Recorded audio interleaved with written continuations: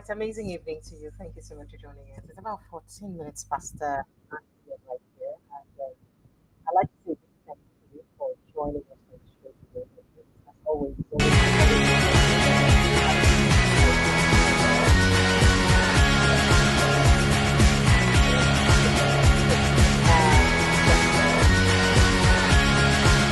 yeah, so it's always a pleasure to have you join us. Sincere apologies.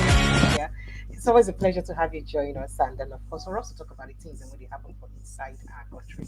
My name is Precious Amy, and it always sweets my belly to bring on all this matter them as it is shell for inside the country. And today, I don't carry another matter than come on at the month to discuss things that really happen for the country. And I'll be quick with this and then get my guests to also put my thoughts on. Then open phone lines, make on participate for the things that really happen. We'll make a run through some of the headlines that we share or we happen today. Now, Sowore, Omoyele Sowore, not me, says steps ongoing to secure international warrant to extradite FCT Minister Wike to US for money laundering charges.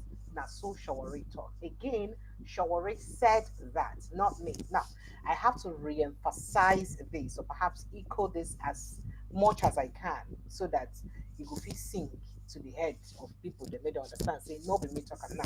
Here is his, media outfit where they report him, and I can also show you tweets where it be saying tweet to also report that. And there are lots to that conversation. We be saying we could talk about and a part of waiting make me day here. Make I talk about them. We also look at the legal implication of the legal possibilities of this extradition to the US if it's even possible in the first place. And I wait to make I bring a guest with the lawyer we go follow us look at that whether it's day possible say they go carry am, Nigeria go release we can ask the whole sitting minister, former governor, is day possible. That's a part of it we will discuss today. And our guest, of course, put mouth for the talk as a lawyer, give us a legal perspective to this conversation. And there's a lot going on. There's a lot that has gone down between Wiki and Sowore recently. We had a live session yesterday where we talked about it extensively. Unfortunately, that live currently no day available for you to watch. For some reasons, I'll let you guys know later on. But make I go on to other matter than with the share quick so that we'll begin enter the matter then one by fellow. Court to rule on Nnamdi Kanu's no case submission September 26. As a matter of fact, court can't even bring them forward. Abuja court bring the matter forward to September 26 to treat application for a release. Make them know whether they could release and sharp, no need to waste time. Natasha Akpoti's trial for alleged cybercrime against Akpabio and Yahaya Bello fails to take up today. It's been moved to October 20th. 20th of October. Nigerian Women Coalition petitions UN over Senate discrimination against Senator Natasha Akpoti. So, since Senate could resume before that hearing, look whether Senate could actually allow her to take over or to work, or maybe they will still continue with waiting the talk so the case gets to be over before she works. That's another matter where we say our lawyer when they come to join us could also give us a legal perspective. But now, gunmen abduct woman, teenager in fresh attack on Kwara community. Again, for inside Kwara community. Like this one happened. Well, we could just quickly move on to other conversations. Congratulations, Nigeria, as our GDP don't grow by 4.23% for quarter 2 2025. That is Q2 2025. This according to National Bureau of Statistics. Or did I tell you, Fubara and President Bola Tinubu been there in a closed door meeting this evening? With Fubara don't talk a lot of things. They talk, say peace don't be fully restored for River State. And more things we visit them talk over the monitor, I will let you in the course of this conversation. Now, any election where president appoints INEC chairman is a sham. This now one of the biggest conversations we'll get today. Make we even look at the step by step of INEC chairman appointment and the ideal thing where it say supposed to be based on the fact, say, as you say our constitution don't get them right. Now, part of within our lawyer will quickly put them out inside. Now, Bogaji, now talk this one. He is president of all Nigerians. Presidency of Tinubu's meeting with Sule Lamido. You know, I tell on the other day, say, why President Bola Tinubu go meet with Sule Lamido? If PDP system, when Obama talk say he go fight against that. Well, they don't answer and say he be president of all Nigerians. 2027, ADC go send Tinubu back to Bodilon. Kenneth Okonkwo na in the make mouth and I in the talking like that. And Bukaji can talk say any election. I tell you now, say any election will be say the president say say that one. In fact, he even said further on Obasanjo's third term bid that he has evidences that Obasanjo was trying to get a third term bid. Meanwhile, Peter Obi don't. I don't know whether na praise, I don't know whether na hail, I've been a birthday wish president, our first lady, our amiable first lady, Remi Tinubu. But he said we are finished. And how can he start the topic or the make the subject of the birthday conversation? We are finished. Yeah, people don't they talk. So what is going on here? Well, he hailed President Bola Tinubu wife, Remi Tinubu, wishing her happy birthday. But can't they decry the one way they say she they use national library, they use do birthday donation, say that kind of thing. Say now, what we don't reduce a national library to Benue. Benue ambush, 16 security operatives, 9 don't fit, don't die, and others they missing so far based on the ambush we happen for inside Benue State. So all of this matter and more now we will put them out inside. I see we could begin talk about them one by follow, so that we could begin break down the conversation then. But before then, make I look what I could fit get my guest over the phone very quickly, so that I could fit join us. Unfortunately, where he did network no day, so he no fit join us over the phone directly. So now waiting make I could try to get her on on phone call, whether it would be easy to talk to him because network no let him to join us where in the right now. So it would be very important we could begin look at this matter them so that we will begin put a perspective to the conversation. Now, for those of you who don't know, Shawari and Wiki don't their loggerheads recently, especially because of the things that will happen. And Shawari don't go as far as digging out records or purported records of the FCT minister where he used by properties for Florida. And he even went as far as filing a don't write to US reporting the building where you buy in cash, say made them probe am.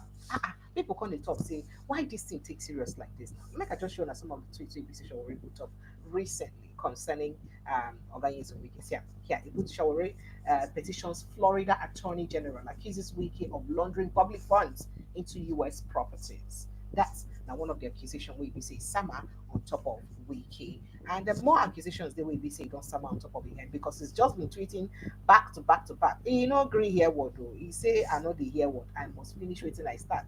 So yeah, he's been saying quite a lot recently. That's a part of some of the things that we be saying himself done the talk recently concerning that conversation. And let's see. Okay, let's see.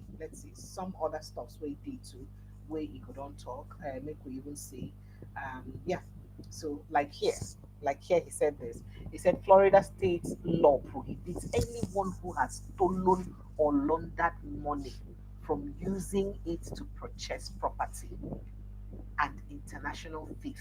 And so we go ahead, we go the cost this. So people say, what is going on? Oh gosh, Ori, calm down now. So some people they talk say, or some people they allege say, could it be that he's getting help from some other people to ensure that he repress Oga Wike leg well, or now only am I they gather all this energy. Some people come to us say, wait.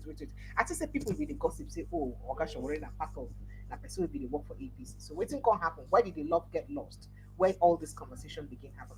But while we wait for our guests to join us, it be like I could begin enter the matter them one by follow because a lot happened. In fact, okay, let's see our guests has joined us. Good evening, sir. Thank you so much for joining us. Welcome, sir. Yeah, good evening. Thank you, sir. Can you hear me, sir? Yes, I can hear you very well. Okay. Sincere apologies for taking you unawares in this conversation, but I think it's just very important for us to help educate Nigerians on what's they happen for Nigeria, sir, and some of the No cases, sir. problem. All right, sir. Okay, so make we begin with this matter we get to do with Shawari. I don't know whether you follow up with Shawari and your man Wiki saga where they go on right now. As it is right now, Shawari had said that he don't petition. First of all, he don't petition U.S. judge seeking for the extradition of Oga Wike based on the fact say he London from Florida. Now, Shawari has accused Wike of using stolen funds to acquire luxury properties. Remember, say they say get 3 properties we put for your children's name, and when not declare as an asset declaration as a public officer for US. Like these properties dey. Now put these properties for your children's name. And Shawari don't talk. So we hope Nigeria's FCT minister Nyesom Wike won't escape accountability. He has laundered stolen funds to buy mansions for every member of his immediate family in Florida. Steps are already in motion towards securing an international warrant that could see Wike arrested and extradited to the US to face money laundering charges sooner than he thinks. Now, Shawore was reacting, of course, to, he also reacted to a stern warning issued to Nigerian politicians recently, because US been put up a post earlier, I think today or so, where it warned Nigerian politicians say anybody will cause any katakata or waiting money, say they go also deny that person visa. I don't put them off. Say, did you know that even when high-profile individuals engage in criminal activities, they can be denied visa, something like that. Now US put up here. So I don't put them up for people to see. So Sowore can react, say he himself they do everything when he fits to make sure Oga Wike face the wrath of the law. Now the question will be a lot of people go want to know now. Is it possible, say a sitting minister of the Federal Republic of Nigeria could they extradited to the United States because of say he buy property in cash, he no pay in installments, he pay in cash, and he buy for all members of your family? Is it enough crime? How does this work legally, sir? May Nigerians understand? You see, let me tell you something. Yes, sir. Sowore is pursuing a dead end. A dead end? And that's right. Oh, wow. Under international law. Hmm. Now, under international law, Hmm. extradition can take place when you have crimes against humanity, genocide, etc., Mhm. terrorism, as the case may be. Hmm. What the allegations that Sowore has made against Nyesom Wike, Mhm. they have not even been proven. They are just made Even though saying bring out evidences, he brought out receipt. You know, say US not like Nigeria. Anything we get to do with all these kind of things in the day in the open. You can bring out evidences. Okay. Is loaded in the 10-story building. Oh, wow. And when you bring that, you have to prove it beyond doubts. A good example is the issue of the president. Okay. The certificate saga. What has happened to Chicago, whatever? They came up and said they had a lot of documents to show that this man, the president, forged the certificate. The president was not supposed to do this or that. What has happened to it?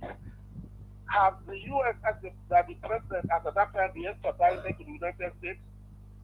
See, let me tell you, what will happen? Assuming without conceding that Nyesom Wike, committed the crime alleged by Sowore, what will happen is that he's going to be a stable for future. They can take over the property. And they no go no, but he quotes law for US. So how US law? Can I break down? Okay, because I be one break down waiting in talk based on their laws for there. I don't know whether you understand me, sir. I'm following you. Because he had complained, apparently, of course, he's familiar with how the law, the work or function for inside US, especially Florida, where the thing happened. So he break down what thing happened and what thing he could. In fact, make I even talk some of the things where he say he talk sharply. He said Florida state law prohibits anyone who has stolen or laundered money from using it to purchase property. And he come talk say Wike bought the mansion in cash, but claimed his in-laws purchased it for his wife and children. He's about to find out in a very hard way. Sir? You can beautifully craft your articles like what Sowore has done. Proving them in court is a different ball game altogether. And two, like I said, these are allegations. Wike has not responded, his lawyers have not responded. And I believe that if the matter gets to that level, that he's going to hire lawyers that will work for him. The Florida law that was quoted, or whatever Sowore has quoted, there must be, some antidotes, to those particular laws, which is not within our purview right now. And the defense lawyers for which they can prove this and disprove what, Sowore has said. So it is just based on allegations, and that is what I'm talking about. What I'm even interested in is the issue of extraditing, the minister from Nigeria. Yes, to the US, and that's why we thought to call you to give us your, the legal perspective to this. We are asking now. No minister of government has been extradited from a country in Africa or anywhere at all to the US to face trial. I know that individuals like Hush Puppy was extradited. The reason was because he committed those crimes against the American people. But money laundering is a very, very serious offense in the US itself. Yes. That is what I'm saying. Yes, sir. That is what I'm saying. Okay, Donald Trump was found guilty of issues of financial crimes in America before he became president. But he still went ahead to become president. So the American laws are very flexible. You understand? Yes, sir. America is the only country that brought in what they call plea bargain and civil forfeiture. Oh, like that kind of thing will happen for that Chicago thing where you mentioned, sir. That's right. Oh, wow. So if you have a situation where, because what we can see, according to, if I want to periscope it, is they are all civil, forfeiture, crimes in America. So that is the situation. That is what my own take on this. The second one is about extradition. Extradition is not done automatically. You cannot just go to court in America and you get papers to say you want to extradite Mr. A from America to from Nigeria to America. Extradition treaty must be between Nigeria and the US. Have you read it? Has anyone read the treaty of extraditing criminals between Nigeria and America? Oh, but we've been doing that. We have been doing that. We had the case of some father and son recently, except when they extradite, carry go US to go face judgments. What happened? What happened? That was on drug-related issues, not on economic crime. We are talking about drug-related issues. Yes, we can do that. Violent crime, terrorism against the American people, you can do that. But we are talking about economic crime. Economic crime. Now, coming to that, even as we see, for you to extradite anybody from Nigeria to the US, it must go through the court in Nigeria here. The headquarters must sit down, and the US government will give reason why they need Mr. A, who is a Nigerian resident in Nigeria, to be extradited, back to the US. And now it starts from the Federal High Court. If, for instance, the Federal High Court says he should be extradited, the man that has been asked to be extradited has the right to appeal to the Court of Appeal. And if he loses the case, he has to go to the Supreme Court. And you know exactly what it is with the legalities and the technicalities of legal jurisprudence in Nigeria. Now, one of the reasons we make they ask you this question, especially considering, say, people they talk, say, Oga Wike na part of body of benchers, so he get influence for the judiciary. So, is it even possible that may have headway?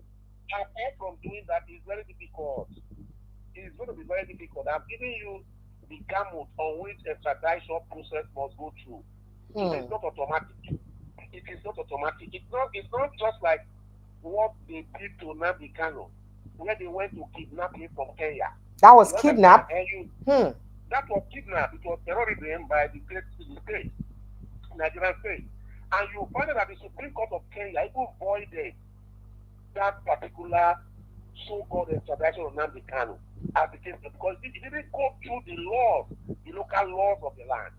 You understand? Yes, they even find Nigerian government and their own government money set for that action. I want to give another example. Umaru Diko, I think forgetting that Umaru Diko was involved in economic crimes in Nigeria.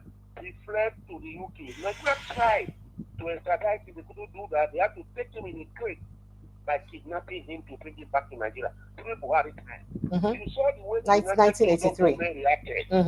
The government of the UK reacted and said that was an illegal contraction. It was an illegal process. It never passed through the courts in the US for you to get the extradition authority and consent, and if they mature before you can bring it to Nigeria. The same thing goes if you want to take somebody out of Nigeria here to the US. More or less talking about economic crime, like what she was alleging against Nyesom Wike. So these are things. I'm just trying to say, number one, is still not the policy.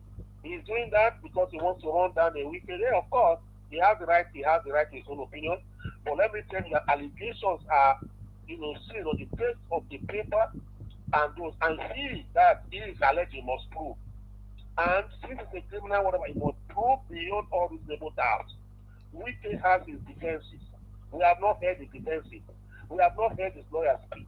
We have not heard his lawyer give his defense. Of course, I know that Wike will not lie low. He's going to get his lawyer in America to do what and defend whatever security things he has. The funniest thing I found out there was this. Let me tell you the process. A Nigerian lawyer who is not called to the United States bar, who is not called to the American bar, was the one that wrote the letter from Lagos or Abuja and sent to the ministry in the US. Can he prosecute such? It's a complaint he made. It's a complaint that he made to that particular ministry. And if they have to do an investigation, it is the American government that will do the investigation. It is the American government that will prosecute. It is the American lawyer that will prosecute, not they are paying you with an MBA seal that I saw on the page of that particular letter. So all these are just what I. So you're saying that Deja Andrew is not, qualified enough to file that to petition? Cannot, in America, I cannot practice. Even myself speaking to you as a lawyer for 32 years, I cannot practice law in America. I must have to go through their law school and do my graduation and get that particular, concept and authority to practice law as an American lawyer. So that is what I'm saying. So that is why he made a complaint. You understand? It's not a legal, it's not a law process, it's not a court process. It's just a petition, as it just may be. All right, and sir. People who are receiving this petition might people discard and discountenance the petition that they have raised. The witness will be given enough time to defend himself, and I believe he has the right to defend, and it's going to be a proper defense as it may be. I do not want to go into his defense. I have read copiously and seriously some of his defenses, but for now I will not begin to open them. Then he has defenses to it, and it is that also wanted to prove beyond all reasonable doubts. That is the situation I found in this case. All right, sir. So let's even look at other issues that concern this matter. First of all, the fact say, declare before the Code of Conduct Bureau, say he get those properties for inside US and using his children and his wife for the properties. That's one. Is that legal in Nigeria, or no matter, it don't mean anything for Nigeria? It is not legal. It is not legal in Nigeria. In Nigeria, the Code of Conduct Bureau is there. If we can have fouled the law, the CCP, then the Code of Conduct Bureau has a court. Yes. They would have taken him there to face charges that he did not declare his asset, as the case may be. Okay. Until and unless that is done, on the pages of newspaper and social media gerrymandering, we can never convict him. The only way you can do is to convict him on the basis of newspaper, but in real conviction in court, it does not stand until and unless somebody petition the Code of Conduct for him. That's the only way to work. When you even petition, you have to be brought before the court to be tried, just like justice Omoyele tried the Code of Conduct. So these are things people must know. You see, we are looking at this thing because we are cutting too much slack for Sowore. Yes, he tried his best, but I'm trying to say that he is being atavistic to the persona of Nyesom Wike. I know he wants to make some gains from it. It's a distraction from it, as this may be. No matter how serious those particular issues are, the Nigerian government, the American government, they have a system of protecting men who are corrupt. If Donald Trump, who is convicted of 76 crimes, could rise and become the president of America, I do not think that the American people have that moral rectitude and moral right and righteousness over us, as it may be. If Trump were to be a Nigerian as an ex-convict convicted in one of the states in America, Nigerians would be singing on top of groups to say that our president is an ex-convict. He has been convicted. How can he not become the president of Nigeria? Okay. So these are issues that others are not things. So all right. There are other aspects to this. Secondly, again, these properties for US were paid in cash. And people they talk, people who don't live for US, they talk, say their laws really prohibit some of those things, especially when the source of your wealth no they very known. Say you go fit afford to pay for those things in cash. Now, in salary, as from a local government chairman to chief of staff to at least the time went by and before governor, is it enough for him to have purchased these properties in cash in US dollars? It is not enough. It is not enough because it's above his salary. So it's above his salary. That means it's a crime now. So is it not that? Will US then not probe it and say, come and explain to us how you bought this in cash? Let me tell you. Okay, sir. Donald Trump had about, I think his lawyer went to jail in America because of corruption, because of what he did. You understand the point now? He didn't just go to jail, he was tried. So what I'm trying to tell you is this. You cannot just be sent to jail. Even those things they are alleged, the person who is alleging must prove beyond that reasonable doubt before he can even say he wants to say who is going to sentence me to jail. In America, we don't see civil forfeiture. Civil forfeiture has some criminal elements. That is, if for instance is found guilty, what is going to happen is forfeit the property, forfeit the house, and it goes scot-free, just like the president of Nigeria did when the Chicago issue came upon, whatever it may be, and issue that has to border on drugs about $244,000 that was found in his account, and they were traced to drugs or whatever it may be. What happened? The president at that time never went to jail. He forfeited the money, and he went about his business. So when it goes down, I am going to find out tomorrow what the punitive measures are in that particular situation. But I feel he's not going to go to prison. He forfeit the property in case he's found guilty and found wanting. But that must go to the gamut of the courts and not just individuals on social media sensitizing and creating. So if he has to go through the courts, this process now we should already make noise about them. Not be enough awareness in the create to make sure say the courts for US will begin give attention to that, to the way used by the property.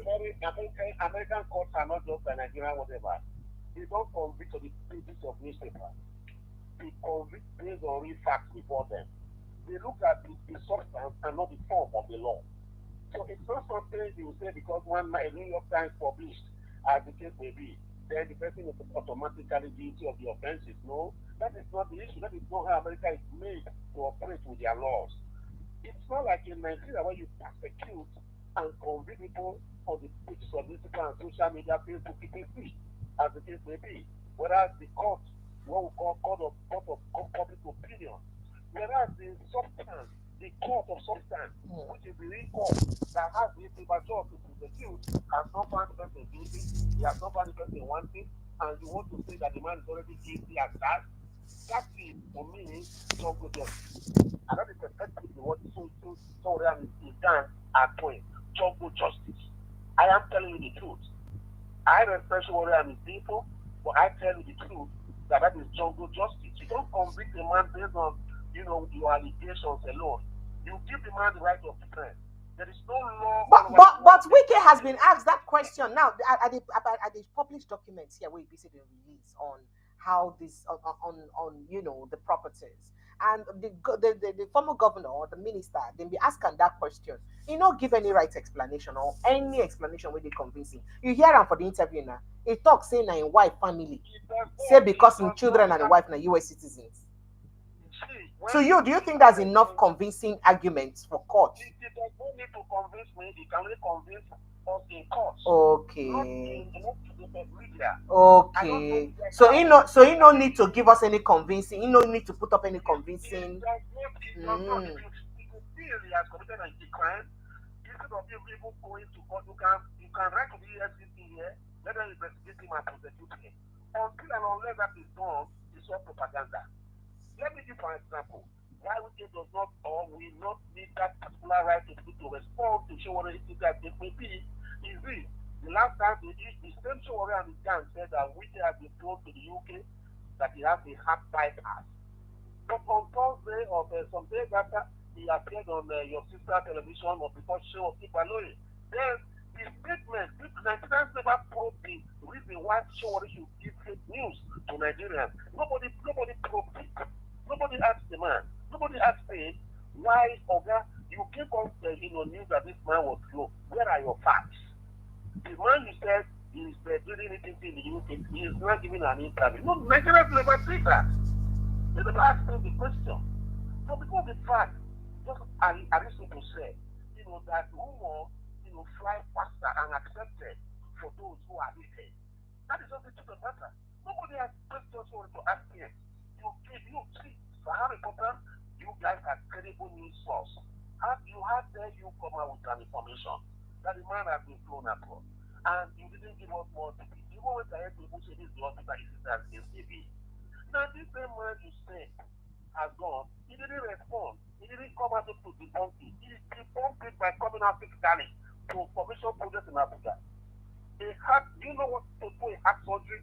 If you do a heart surgery, the next 6 months, you might not even come out of your hospital bed. So I don't understand where all these things are coming from. So People they don't do people don't do things just to color the image of somebody you so much hate.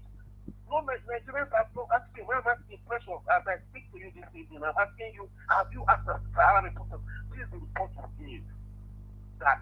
Oh, I talked about it last week when I talked. As we can come and talk, I say first of all, I didn't carry that story when I saw it. You know me now. You know, so I disagree get evidence before I talk any story. So, but is that not fake news? The credibility of the reporter is not ought to be diminished by now. For giving fake news, Nigerians kept quiet because they love it. That's the reason we the Angola newspaper that think that they would have been vilified. It was fake news. That is even the scary and defamatory. Nigerians are not profiling the people and say, why do you do this kind of a thing? You didn't even care about the family. You just posted what you like on the picture newspaper. People were buying and commenting. At the end of the day, we'll find it was false. What is the regulatory body doing about all this? Is it the NBC they call it or what is it? Media, something. What are they doing about it? Why have they not sanctioned them for giving us fake news? Nobody is talking about that. And you are coming again with this allegation, and people are buying it too because they want to sensationalize a lot of things. It's sad, but I want to be very honest with you. All right, sir. So, okay, sir. Let's get to other issues inside that same conversation. Now, one of the things inside that conversation, say, the wife now get those properties. As a judicial officer, should she be owning properties abroad, and also should she hold the citizenship of another country? I just ask, is there laws where guide judicial officers on this kind of things? I would like me to tell us before I ask you the next question. See, there are so many people that have a dual citizenship. The one that takes precedent is not the one you naturalize. The court have decided this. That yes, you can hold dual citizenship, but the way you lay your allegiance is what matters. It's where you lay your allegiance. If you are pledged your allegiance to country A and US, you cannot come back to Nigeria to come and say that you want to contest. Because you already pledged your allegiance to the United States of America. So the situation where the woman is a she was born, are you telling me that footballers who were born in the UK are they not playing for Nigeria today? Oh, so she was born in the US. So she was so she's citizenship by she's a citizen by birth. No, I don't know. I'm just trying to put periscope it. Okay. I am asking a question. If a footballer that was born in the UK is playing for Nigeria, carries the Nigerian flag, he has played allegiance to the Nigerian team. He cannot play for UK because even though he has to equal citizenship, he has pledged allegiance to Nigeria. So he cannot go and begin to play for United States. They will not accept it. The same thing goes for the man that has to ask this. The court has settled this. Because naturalization and country of birth, you can naturalize as an American. Yes. Or you were born in Nigeria. All right. At the end of the day, you have dual citizenship. Now, if I pledge my allegiance and loyalty to that of Nigeria, then I plan not to pledge my loyalty to America. I don't become a citizen of that particular of that country. I can become anything I want to. So assuming say she pledged her allegiance to Nigeria, is it also okay for her to own properties worth that expensive in America? Is it not? Show say, sir. So now what you make at the ask and say our laws not get anything about that for a judicial officer to get that kind of property from abroad. The laws are there, and even as the laws are there, the question we are raising is it America that will come and enforce our laws? Oh, so that means it is against our laws for judicial officers to own properties abroad. If the law says so, and the law says that you cannot own, XYZ amount or whatever the case may be, you have to be prosecuted in Nigeria here. The laws are there in Nigeria. I know. So we're not saying that the person will be prosecuted in any other country. I'm just asking for the purpose of knowledge. Nigerians want to know: is it admissible? I mean, is it permissible? Permissible for a judicial officer of that hierarchy to own properties abroad by a Nigerian law? Is it something that the law does not frown at because we just want to know? is not permissible if the proceeds of that particular property is from government coffers.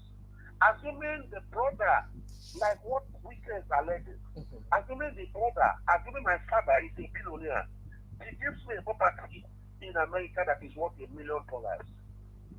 Don't I have the right to own the property? I am not saying, well, so that means the brother would have bought the property for her and her 3 children. Okay. Okay. I told that there are differences. And even said that these properties were bought as far back, not even this time around. No, not be now. Now when him be chief of staff, self, not be now. That's right, because chief of staff. So he said the person bought it. He has said this is the person that bought the property and said, hey. So what we need to do is to profile that particular brother, not to say we cannot do this. Okay, sir. To prove that he told judicial money to procure the house. All right, sir. So the next. Okay, sir. Okay, I was going to say that the next question would be, say, there were also evidences from research, in fact, that one even in the public domain, that she's a Democrat, a registered Democrat, that is a registered political party member in the US. As a court of appeal judge, our courts, they okay with them. Waiting be the laws where they guide judicial officers for partisanship, whether within Nigeria or outside Nigeria. That's why we're here, to educate Nigerians. Let's even know if it's something. The law in Nigeria that says judges cannot vote. Not voting. Not voting. No, voting is different from being a PDP member, a registered card-carrying PDP member. That is the point. She is a registered card-carrying Democrat in the US, and that's a political party. So that's the question, sir. If she is a registered Democrat in the US as the case may be, how does that concern voting in Nigeria here? No, we're just asking in terms of political affiliations. Now, question I they ask, we don't know. Okay. The affiliation is not based in Nigeria here. It's based outside of. Okay, so it doesn't matter. That means our laws they frown at the thing. Okay. So because you go to McDonald's to go and eat, and you begin to do that, and you have shared with McDonald's means that you can. I mean, we should go and forward this shenanigans. Okay, sir. All All right, so let's move straight on the other issues, because nights don't come. So I would like to pick your mind on this. One of the most important things that I would like me to talk about now, see, get to do with the 2027 election, but elections generally, and the appointment of INEC chairman. As a constitutional lawyer, person we sabi well as the law the go please. Bugaje don't come out come talk say any election where now the president will appoint the INEC chairman, say that election there as good as being rigged already. But let's even understand what's be the process of the appointment of INEC chairman for Nigeria, and what's be the ideal thing where we say they help other countries get their own appointments better. What if we make the election subtly free? Please help educate us, sir. See, let me tell you, number one, for an election to be free, even in the US, somebody appoints the people that are there. Yes, sir. But when you are patriotic, you have people who have conscience. Even though they put sugar in your mouth, you speak it out and say it's not my own. But in Nigeria here, we don't have people who have conscience. That is why you see the rigged election. Now, let me go to the question you asked me. Now, the question is very clear.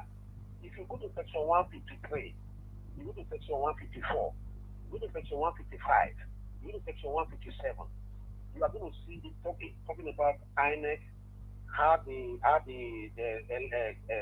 select or appoint, the chairman and resident electoral commissioners. Now let me run to section 153.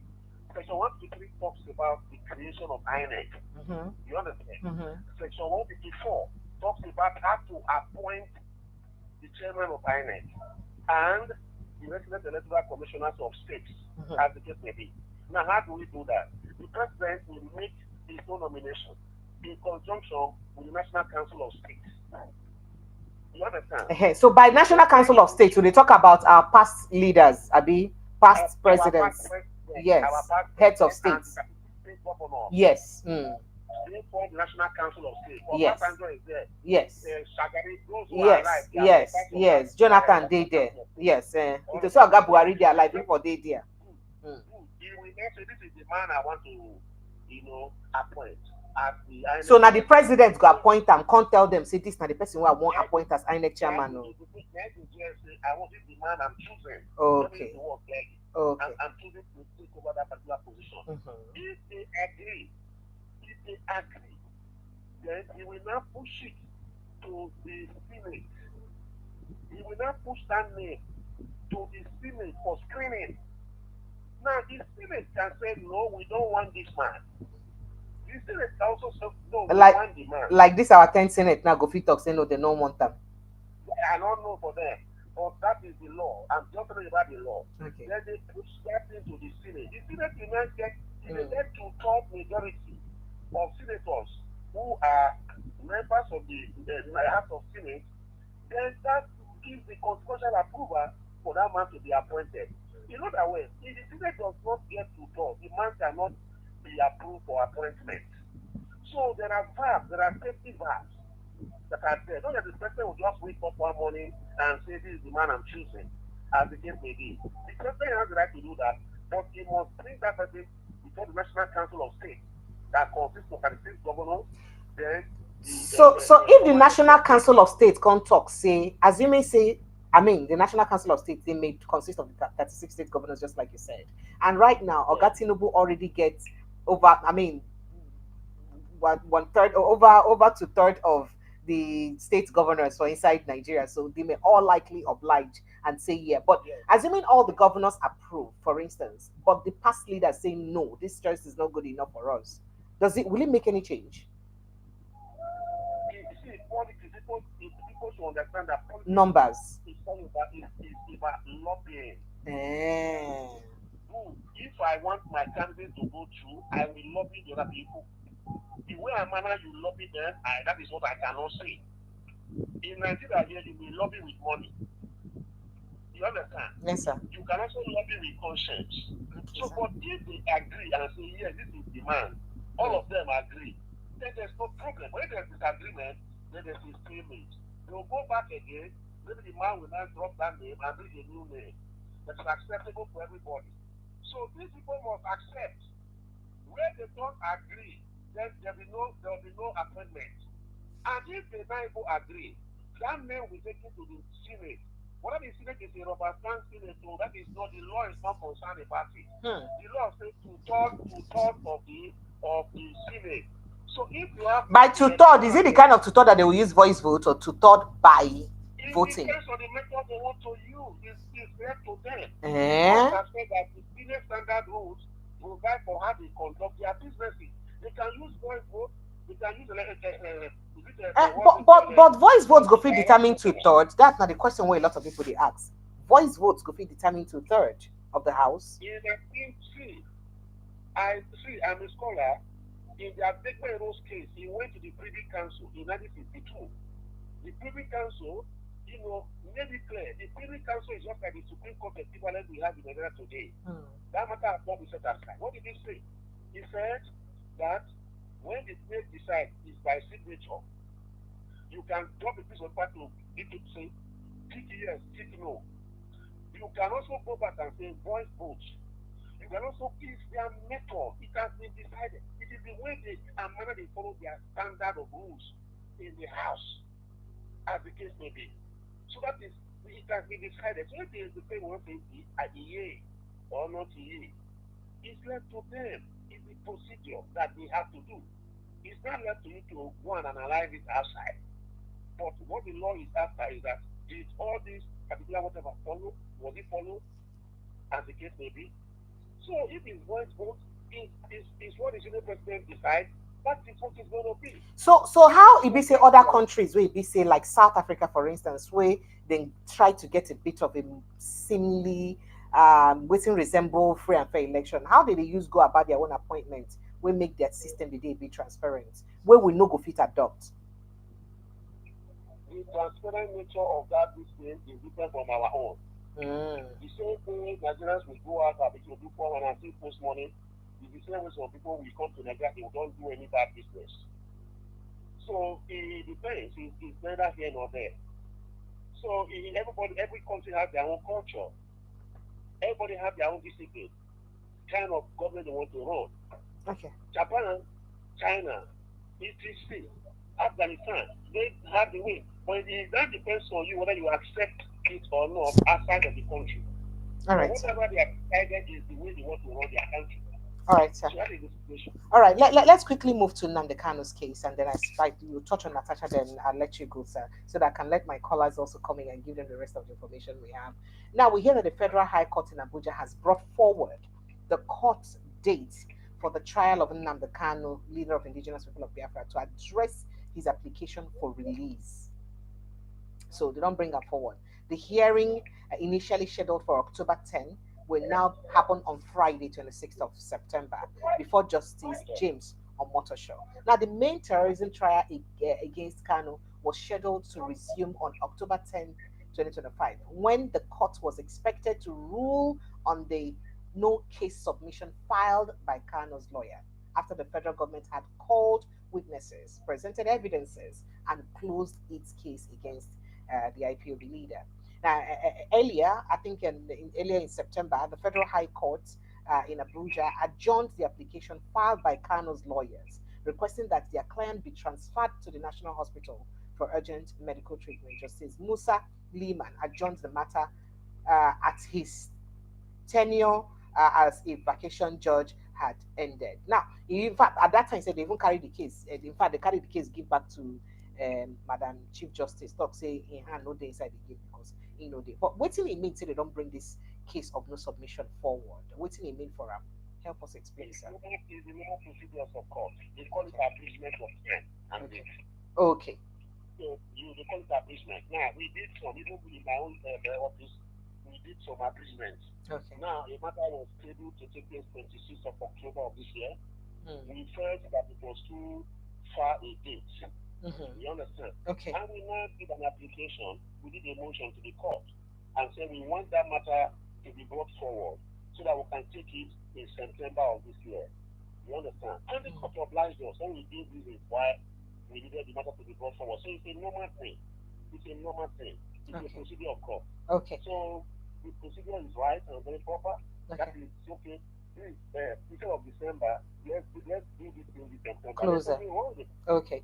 Okay. Yes. All right, sir. All right. So let's get straight to Natasha Potty's conversation. First of all, so she don't serve her full 6 months tenure, 6 months suspension. Even though say the lawyer we carry that case talk say that punishment of 6 months they too much because he could deny her constituents of representation, but she served the full 6 months, and now she won't resume. Senate don't write to her say she no go feel resume until all the legal cases surrounding that matter end. And people get a lot of questions concerning that. When these senators are voted into power and that's their election, they under in dispute for court, then they sit down for house until they finish the legal cases. Then they resume work.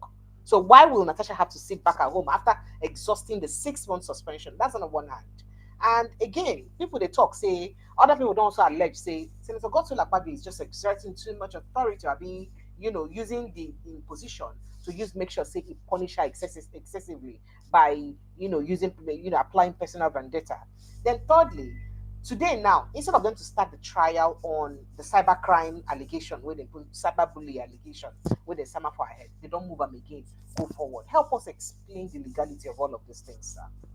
The point is very clear, all right? When she was suspended or whatever the case may be, she went to court. Yes. Even also, yes, now the court now intervened in that particular matter. Yes. Because she has served her 6 months, she has not served her 6 months, as the case may be, the court, procedure has to be followed.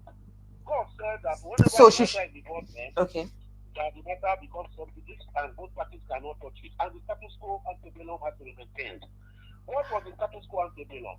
Status quo ante bellum was that she's been suspended.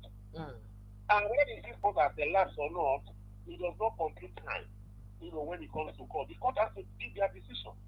Assuming they go to court now and they now say the court now decide to now say that, Natasha was correct, as the case may be, let her be paid compensation. And they might even go back to the court and now say they were correct in whatever they did.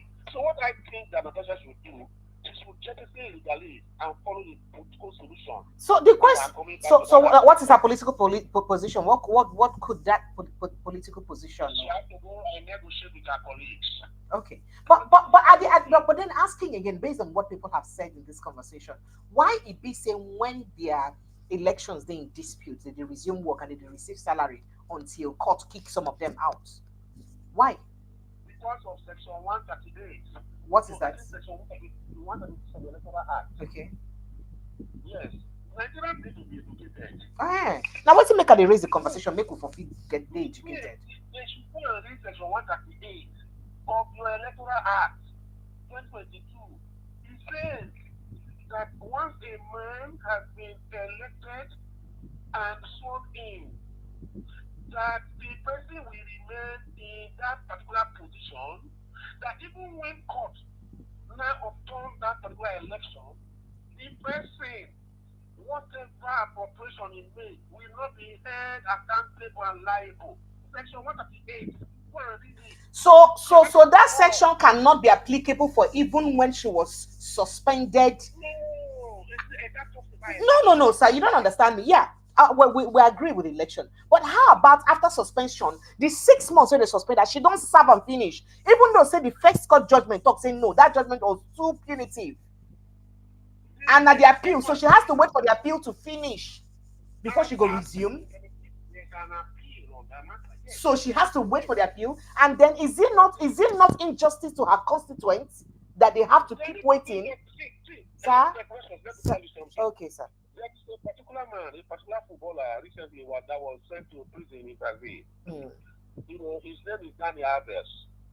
He was sent to prison in Brazil, you know, for rape and defilement.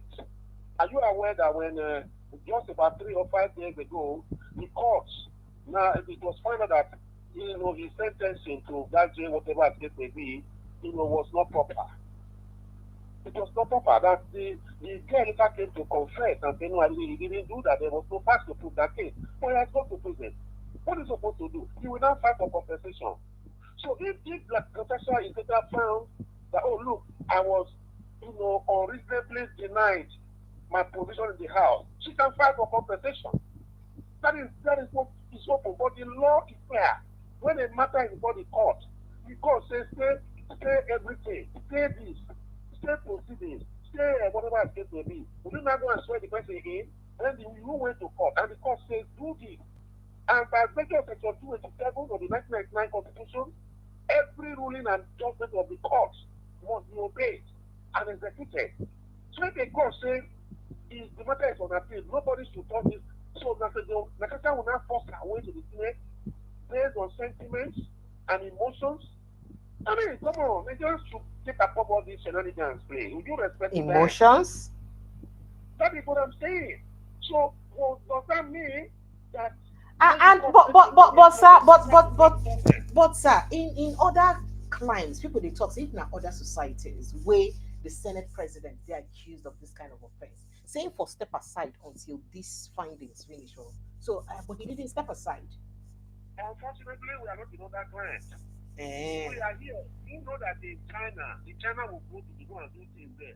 You know how they elect their president and prime minister? Is it the same with that of Nigeria? In Japan, is it the same? So it's okay that the Senate president is not stepping aside because there's an allegation against him. But then she will serve the 6 months and then she will keep waiting for, no matter how long it takes our judicial system to finish the case. She went to court. What she can do to go and withdraw the but not be she appeal. Now the Senate appeal. The court will don't pass judgment in her favor. Now the Senate appeal. So the Senate will appeal. Why them too not maintain status quo? Allow the judgment, the first judgment to the status quo was on the 6 months, whatever. It didn't say she vacate it. And she don't serve the 6 months now. So why they no fee just say okay? Now them appeal. That is what I'm saying now. Now them appeal. So since now them appeal and the first court don't come at contact say no, this judgment they too extreme. You're not supposed to reach 6 months. We are going on emotions and sentiments. We have to do. We are dealing on emotions, but it is our own law. Okay. What the law says is that you have a land, you have it. You won at the lower court. I went to court of appeal. Does that give you the right to go and begin to build on the land because you want at the lower court? What I went to court of appeal? Will you go and begin to build on the land? Will you go and begin to build on the land and say, yes, I'm the owner of the land. I don't want to obey court, and I went to court, and I went on appeal? Then you now say because of sentiments that people know that I own this land. You just go there and begin to build on the land. Thank you, sir. You begin to build on the land. Thank Why you. the matter is settled in the court of appeal? Thank you. That's how it should be done. That's not how it should be done. We should learn to be very objective in whatever we are doing. I'm speaking to Nigerians, those who are listening to me. They don't have to go beyond these emotions and sentiments for this country to move better. Because if Nyesom Wike, for instance, were to be someone that is loved by them, they'll begin to relate him. Look at what they are doing to Amici today. They are forgotten and making the monorail that is staring them in the face in front of government house. What happened to the LPP? The traditional power plant in what's it called, the Transamadi area. Now, Obasanjo came and said that these people are peace. He said it on national television. But today, that man is being polluted as a saint, as the case may be. The monorail alone, if I try to put down the monorail anytime, I wait for River State. Nobody's talking about it. Are you saying that there are not things that Wike has also done in Rivers State that the Rivers people are complaining? People say, why build flyover after how many poles? That it is a way of siphoning money too. By selective amnesia. Okay. Purification by selective amnesia. We select. We are still where thieves were being related. We are still where thieves, we are being rejected and given people titles by Nigeria. But another person will do such a thing, they will tell you that hell must be let loose. So we are not objective anymore in this country. Thank you, sir. It's based on ethnicity, political, religious, whatever. What I define as ethno-religious affiliations and suasions.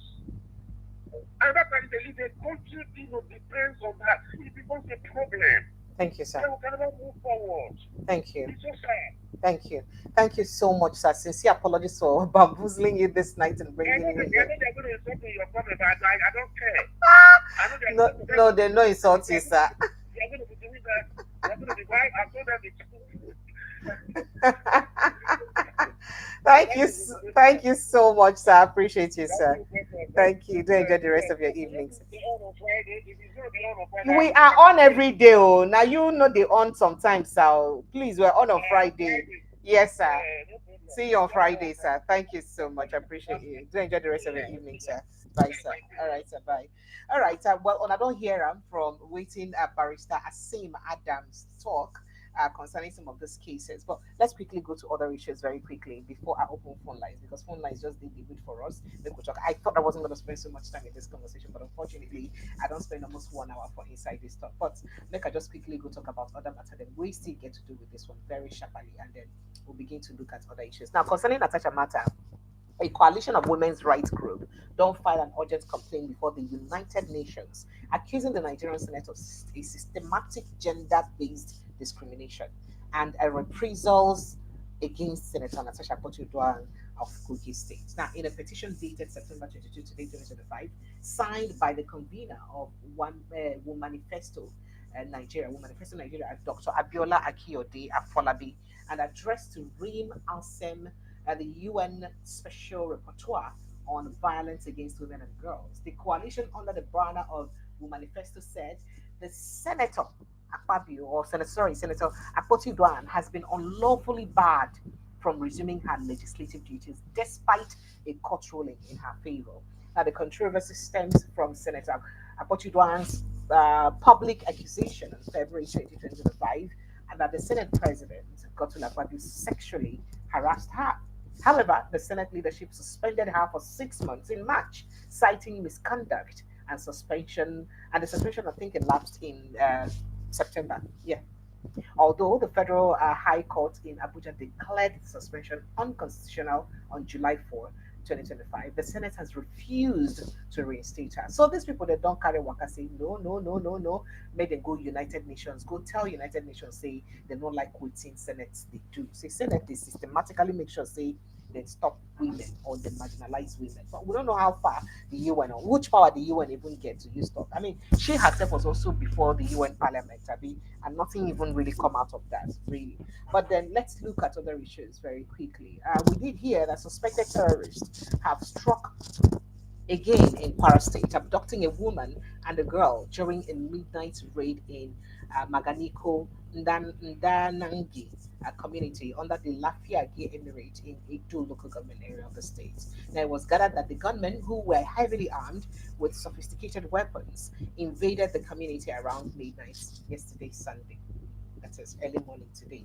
They fired several gunshots into the air to terrorize residents before seizing their victims. A resident who spoke on condition of anonymity said the attackers operated unhindered. Say nothing stopped them. Nobody stopped them. Nobody told them, come out there. Nobody told them anything. They just finished and left. In fact, they said they came around midnight, shooting everywhere. People ran into the bush. They kidnapped two people, a married woman called Aisha, popularly known as Gugu, and a 16-year-old girl named Amina. They took them away to an unknown location. Till now, they never hear from them. This are part of the things that when they happen for inside Nigeria. Just to make I just call on attention to them very quickly before we go to other issues very, very quickly. Okay, still talking about insecurity. No fewer than 16 security personnel are feared dead so far, while several others. Now, Vanguard carry them. For those of you who tell me I'm carrying this, please, it is in Vanguard. The topic of the headline is Benue ambush, 16 security operatives feared dead, others missing. Please, it is in Vanguard. Now, we hear that, excuse me, that others are also missing, following an ambush by suspected armed headsmen supported by local militia gangs during an operation at Ago Center, a rural settlement in Mbatiola, Mberev Council ward of Katsinala, local government area of Benue State. Now, some of the security operatives who survived sustained injuries, while the trucks conveyed them were burned and motorcycles carted away by the attackers. Among those killed were members of Operation Anyamyo, a state-established joint security task force made of police officers and operatives of the Benue State Civil Protection Guards. They killed them. According to local sources, over 90 security personnel led by Assistant Superintendent of Police Dan Lami Usman, popularly known as Danzuru, were moving into the area to flush out armed headsmen when they were ambushed in Benue State. The sources said the armed headsmen joined forces with known local militia gangs, numbering close to 1,000 unknown to the security people. They led an ambush between Say, Agbami, and Ago Center on the Katsinala Ukum border. And there, they attacked them. They drove into the ambush, and in the exchange of gunfire, over 16 members of the team were killed. Several others were captured, including the ASP Danzoro himself. They were all captured. Very, very sad incident. Things we recently with the year for Nigeria, we could just immediately wonder, say, what is going on? Are we still living, in an ideal place? What is going on with all of this news? But let's go on to other issues. Did I tell you that the River State Governor so far, August Fubara, had a meeting with President Bola Tinubu today? Okay, so make I pay you. He was in a closed door meeting with President Bola Tinubu earlier today, and we're sitting and discuss. But make I just show you footages of him going to that meeting, and we're going to talk about it.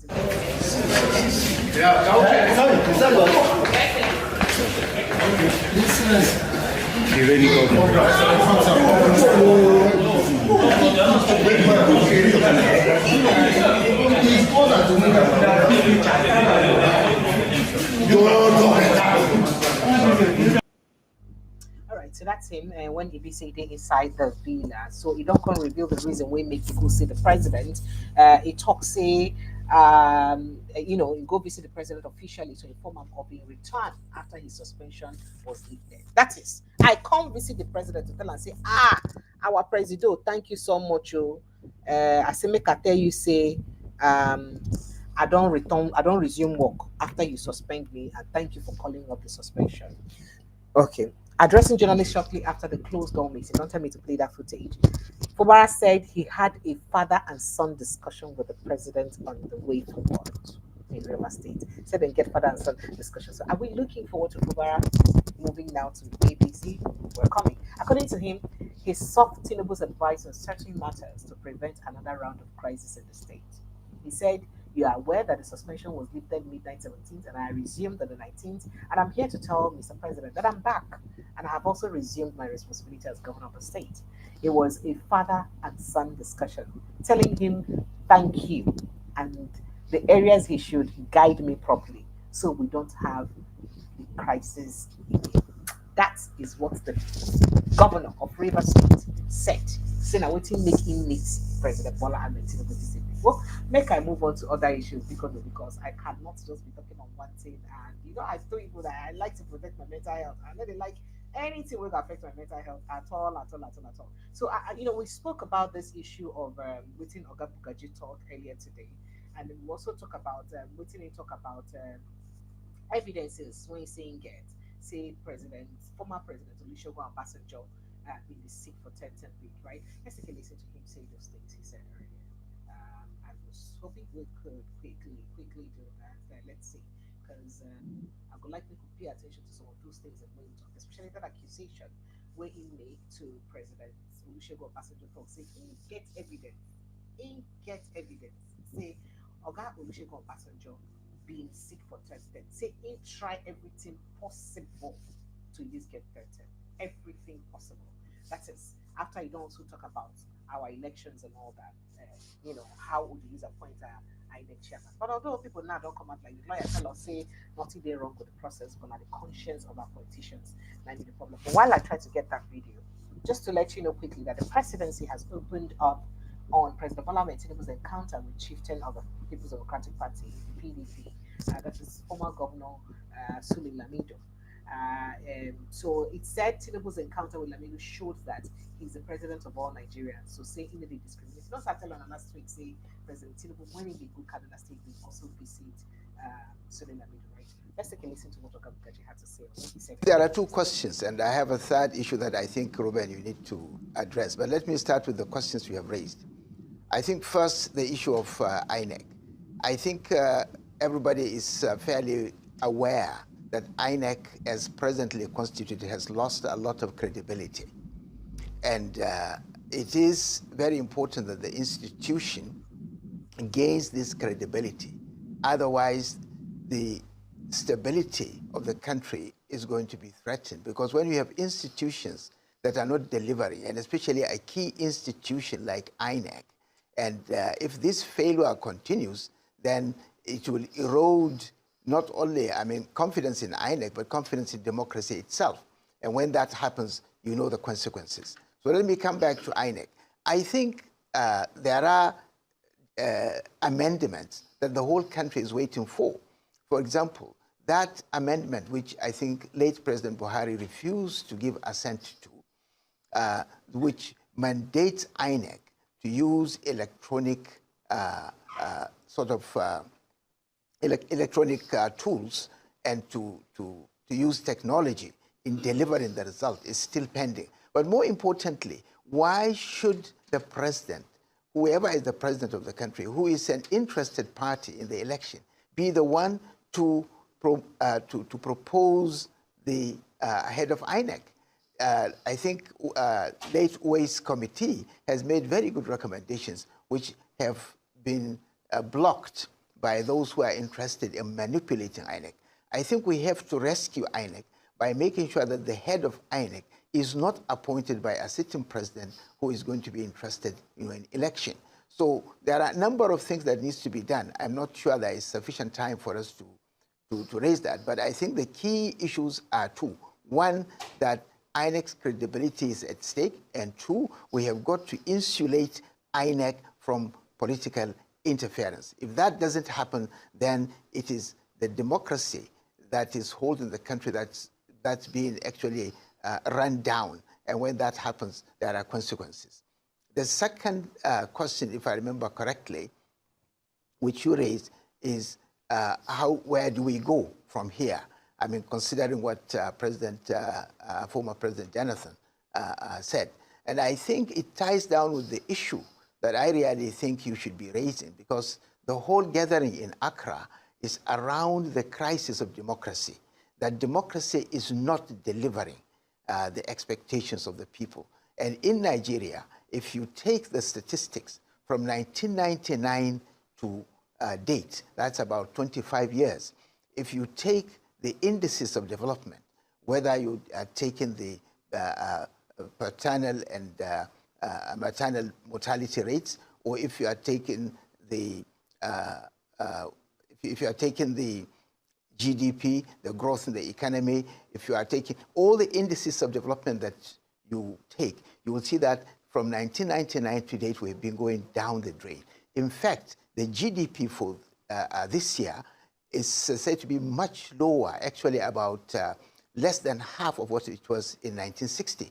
In other words, this country, under this democracy, is actually going down the drain. And it is time to really ask, of what use, of what benefit is democracy if it cannot really deliver? Is democracy made for the people or people for democracy? If democracy is supposed to serve society, then it has failed in Nigeria. And it is time to start thinking of how do we really bring about a system that can work for us. I watched the debate from beginning to the end, and I was saddened by the fact that the elite that gathered there could not think out of the a box of Western frame of thinking. In other words, they were all, and especially the guest speaker himself, he was going round and round while admitting the failure of democracy. He was still saying that we should stick to democracy. And that doesn't make sense. I mean, you have admitted that this system has failed to deliver. And you are saying that we should still hang on to it. Now, he makes some very, very serious points there. So if we talk, say, democracy never served Africa well, why are we insisting that we should stick to a system of government that hasn't served us well? Why would they insist? Say, I mean, these are the outcome of waiting people talk about for inside Jonathan conversation. We happened for inside Ghana over the weekend. So if we say that this hasn't served us well, why are we insisting on democracy? Well, make I quickly just go talk about waiting in reaction to waiting Buhari. Former President Olusegun Obasanjo talk concerning waiting Olusegun Obasanjo talk concerning the third term bid and what he had to say, or his response to him, because it was I can confirm to you that Obasanjo looked for third term. He did everything that he could within his power to get third term. He failed to do so. Now, the fact that he did not take a telephone to make a particular call to anybody, or he did not put anything in writing on third term, is not sufficient evidence that he did not look for third term. It's just simply the style. It's a matter of style. But all of us in the National Assembly at that time knew beyond any doubt that he worked day and night. And many of us were threatened by his own agents. And there were people who suffered different type of harm. I recall Senator Victor, then the member of the House, and then the leader of the Northern Caucus of the House of Representatives, before a conference, had to hide in a number of places before we eventually were able to hold one critical gathering that actually helped us to galvanize the country in terms of standing up against Obasanjo's wish to have a third term. So, I mean, there are so many evidences, and these people who actually distributed the money and threatened us are still alive. Those who received the money are alive. Those who refused to receive the money are alive. There is sufficient evidence. I think Obasanjo should really come back to his senses and begin to see what contribution he can make to improve his country. But this is a matter that is incontrovertible. Okay. There is no way he can avoid it. He has done it. Well, Dr. Bugaji, President Obasanjo threw a challenge in Ghana and said, whoever has any evidence to the contrary as to what he said should come out. You are the first to come out. You should expect a response from President Obasanjo. right. because Look he at may us take you getting up. that evidence right away. So I mean, talking about this appointment of the president appointing. Sorry for those of you who cannot hear me. I don't know what is wrong with my mic. But talking about the president appointing INEC chairman. Another person also responded to this conversation for Inside an interview with Arise Television, Malaka Ugumadu, in the lawyer and human rights activist. And this, that we didn't get to talk about the president appointing INEC chairman. And the reason why this is a very core conversation is because the Professor Mahmoud Yakubu tenure will soon end. In fact, they end anytime soon. So he may just pretty well be on his way out. As in they come out, waiting be the next thing we were supposed to expect. Who will take over from him? Waiting will happen next. Well, look here waiting this. Well, I think it goes back to where we have just ended. And that is that, can we afford as a nation to continue to vest in the President of the Federal Republic of Nigeria that responsibility to appoint not just the chairman, but other national electoral officers, including resident electoral officers? The powers are so wide.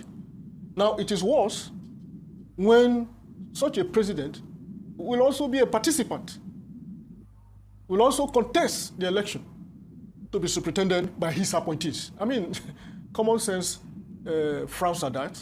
Logic is not susceptible to any logical thinking. And I think that even the law itself, as lawyers, we are told that a man cannot be a judge in his own cause. This time around, you cannot appoint somebody into a process in which you will participate.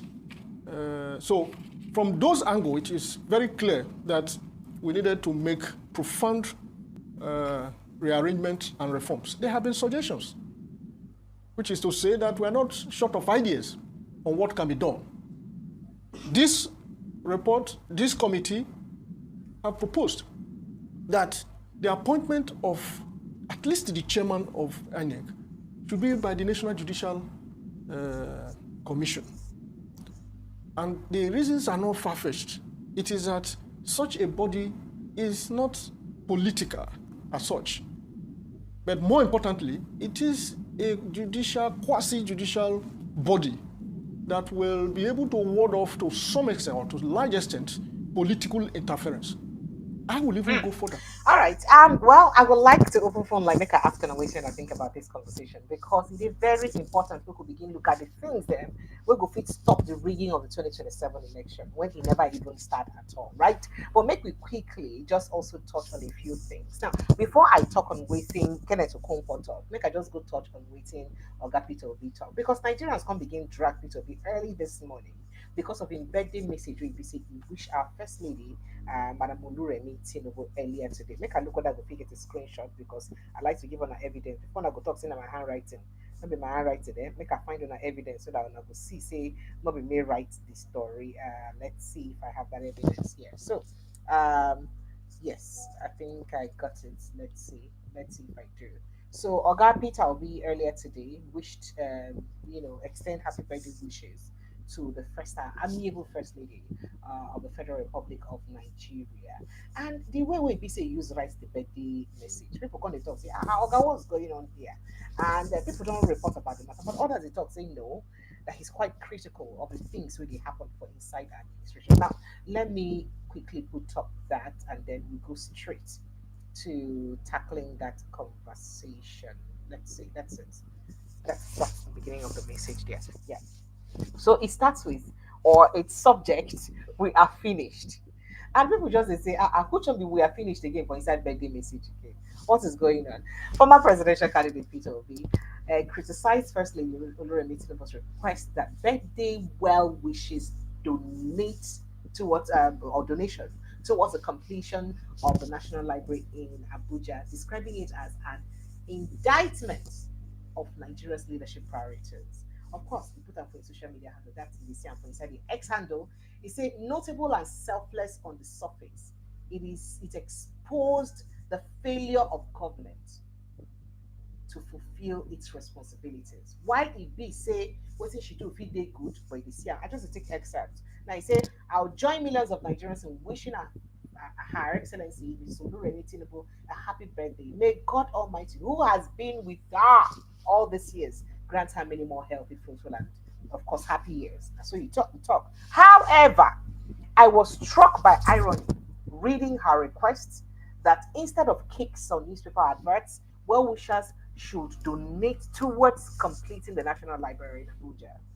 Obi argued that the nation should not rely on charity to build library, to build the very temple of knowledge, while its leaders spend lavishly on luxurious things, on luxuries. It is shocking that at present circumstances, while billions are easily found for jets, yachts, unused mansions, endless trips abroad, and other frivolities, the nation must rely on birthday donations to complete its own national library. Hell! Now, the former Anambra governor added that such priorities highlighted a tragic neglect of education. He said, what kind of leaders waste trillions on luxury and vanity, while the National Library, our intellectual furnace, remains abandoned in the capital city, Abuja? Serious nations treat libraries as sacred, but here we reduce them as afterthoughts, begging bowls or birthday tokens. Obi concluded that Nigeria's progress depends on investing in education rather than vanity. And so he take talk. Make a look when I go get the part B of that conversation. Make a quickly show on look on and see. Say no be my handwriting, no be me talk. I'm waiting. Oga Peter will be talk. So yes, he said that, and then he further said that if Nigeria will rise, it will not be on the wings of jets or splendor of mansions, but on the strength of minds formed in classrooms and nourished in libraries. Until then, the lament remains true. We are finished, he declared. And people started dragging him this morning like I passed my neighbor generator. What is going on here? What is going on here? What is going on here? All right, make I quickly just enter inside waiting in brother Kenneth Okonkwo talk. So, of course, you know Kenneth Okonkwo for being very, very, very outspoken. A person will be saying he talk on mind. Even though say most times when they talk in mind, people they talk say wait, this part of this fashion, this particular side of your mind when you talk, we don't understand which side of the mind will be that way. So he was on Channel Television Sunrise program this morning, and he had quite a lot to say. Talking about the 2027 election, Kenneth Okonkwo talk say, in fact, he expressed optimism, saying the African Democratic Congress (ADC) go win the 2027 election, presidential election. He can't talk for inside, the talk. He say that the opposition party would not form the government, but also send President Bola Tinubu back to his home at Bodila. In 2027, we stand a chance in every election in Nigeria, but I wouldn't say the same thing for any election for which the primaries have been conducted before the coming into existence of David Mark leadership, because they were not part of the people that decided. That is why I am saying the true test of ADC will be in 2027. We are going to form the next government in Nigeria and send Tinubu back to Bodila. I'm going to listen to some of the things when you talk, and then play also some of the questions when they ask them and the response or reaction. I mean, I understand that, but we are here now. The 6 months have passed. Good. This is where we are now. Good. The State Assembly is saying that. Yes. Ibokete Ibas's 6 months, the spending in those 6 months of the state of emergency should be proved. Yes. Yes. Now, strictly speaking, let me say this to Rivers people and every other state in Nigeria. They should learn from this. When you are disunited in your state, strangers will be brought in to siphon your resources. This unity in Rivers State, this state of emergency was uncalled for. All of them, we are from the same family, political family, whether Wike or Fubara. It was unnecessary. So they should learn, and every other state should learn. They bring in, have you noticed that all the people that decided the destiny of Rivers State in this state of emergency were all strangers?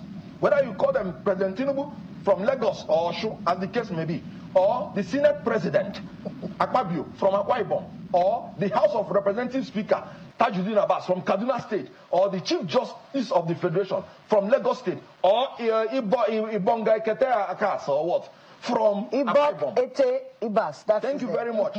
Now, these people are all alien to Rivers State, and they have come in to siphon the money of Rivers State. Well, that's yet to be proven. Wait, 22 billion naira was budgeted to put CCTV in Rivers State House, in the Rivers State State House. Are you trying to see the private part of an ant? What's the meaning of that CCTV? What is it? What do you call it? That's siphoning the money of Rivers State. He should be probed. Accountability, transparency, inclusiveness, and innovation. These are the hallmarks of democracy. Right. He has to be probed. Everyone kobo. Professor Kenneth. Yes.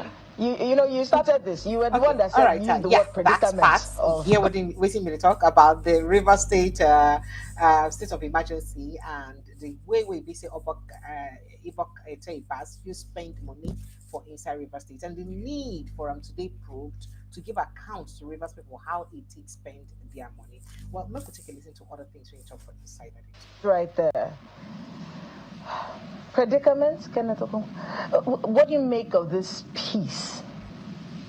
And we can tell, listening to the governor, that he's abiding by whatever agreements that they have there. Speculate. We don't have all the details of that agreement. Some say he may not be able to run for a second term.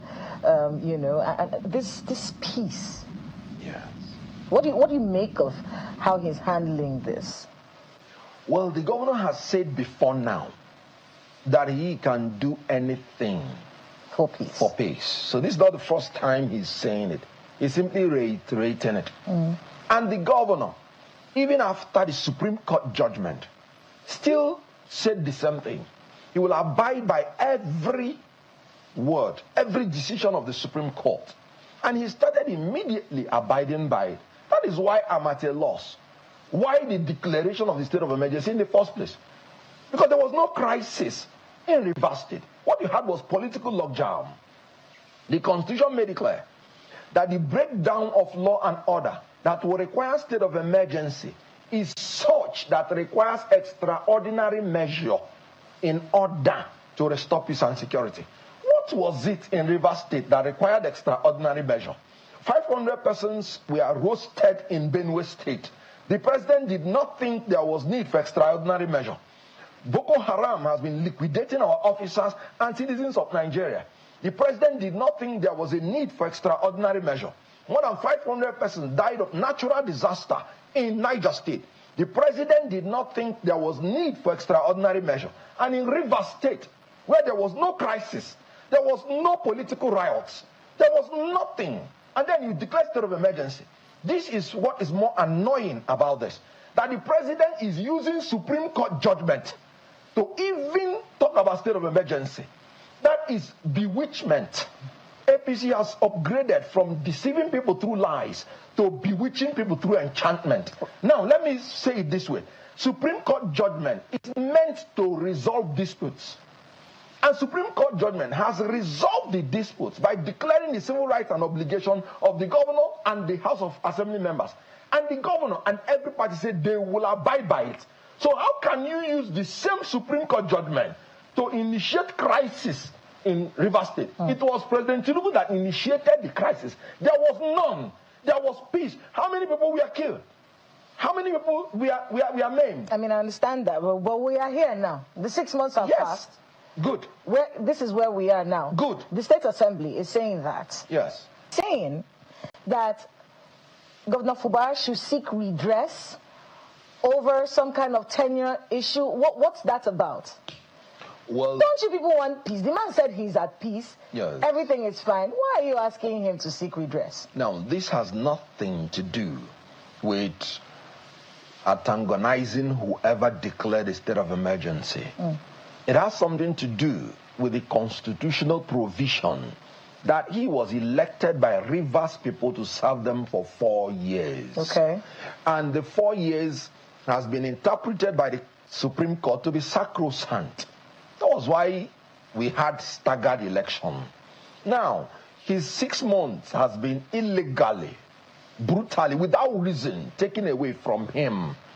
That means you have denied the Rivers people the 4 years that the Constitution gave them the power to be served by a governor. And the Constitution is very clear in section 180, subsection 2, that the term of office is 4 years. So the governor vacates his seat after 4 years. So from the day he was sworn in, so if he leaves by May 29, 2027, he has not served for 4 years. So what I'm saying is that he has the right to seek redress from the courts so that the 6 months should be added to him. As a matter of fact, when you declare state of emergency, if you like to call in, just call in, make we know as this matter, then take the for body sharply so that we could just get your thoughts, your opinions on some of the things that we would talk about. Not inclusive of insulting our lawyer, please. Because they already talk, say, and I will give them a lot of buzzwords. So that one no phone at all. I beg you. All right, phone lines are open. So you go just call the line, read BCD before your screen 0817 4077, or you just click on the link waiting for the pin post, and that link will you come straight into the studio to join out for the matter. Make I talk to my brother, the Barrys. Good evening. Good evening, Dodoa. Alele. So today I have to force myself run out of the office.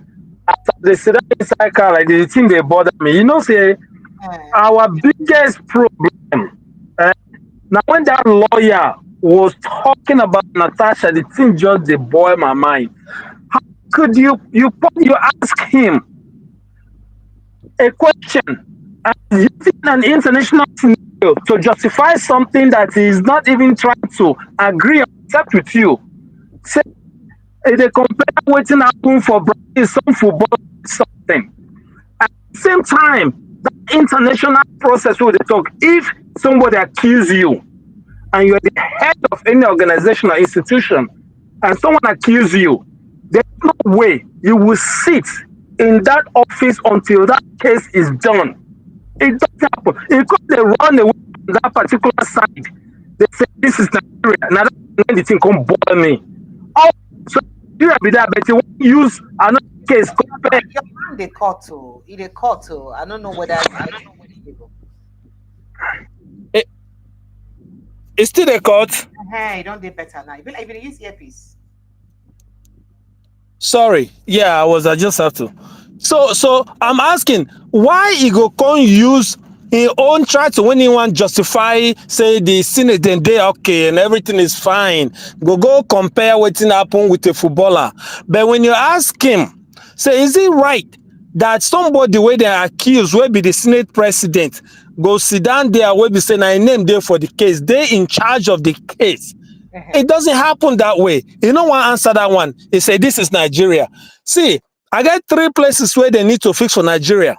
You see civil servants, you see lawyers and bankers. You see these 3 places, if we don't fix those 3 places, no matter what thing we do. See this lawyer, all of them are running around wearing some kind of white wig where they don't even know what it mean. They do all these things. When case come, now then they carry all kinds of nonsense. They go argue things so it don't make sense. They go see, where is that common sense? That's listen, of course, case is case, but there's morality with law. Law emanates from morality. So this one where our lawyers go out there, they talk all kinds of stuff. They don't even care. Can you imagine waiting now? Wow. Anyways, I want to tell you something. You see this our River State matter? You know, say Wike, 2 of him leg don't they come up for ground. But make I tell you what's going to happen. Wike is trying to get to Senate to take this from me today. Now Senate Wike one go. He's trying to get to. That's why he's fighting for all that. What do you call it? Structure. He go bring the governor. We go just just maybe now waiting for, but I don't accept or agree with them. Wike cannot sit a day outside of politics. Anything now, you know what's funny? People don't understand. Say Wike is an employee now. We cannot go a political party, no get anything.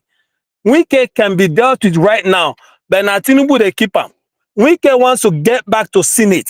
Take this, after we will talk about this thing. Mark am today. Now where Wike want go be that? Nowhere else. That's why he's doing all this thing. So people will no. Wike want go Senate. He no want sit by himself. If not, a fire go burn out. Fire. So all this matter weighing they do, they waiting they paid me. Now how the rivers people, I don't know what will happen to also. We just cool like this. Something is coming, but just wait. I don't want they talk too much now. Me, I just they follow small. Your side don't even, I know they hear you again, Oh, Seth. thank you so much. Thank you. Good Yeah. night. Well done. And thanks you. Bye. All right. Hello, good evening and welcome. Good evening, Precious. Sir, you're welcome, sir. My name is Emmanuel. Where are you calling from, sir? I'm calling from Denmark. You're welcome. Go ahead, please. Okay. I want to appreciate you for the work you are doing, because it's not easy to handle Nigerian problems. It's very complex. I want to discuss regards to appointment of INEC chairman. Many people are suggesting that president should not appoint. They should get people to appoint. In my view, no system you bring in Nigeria will work.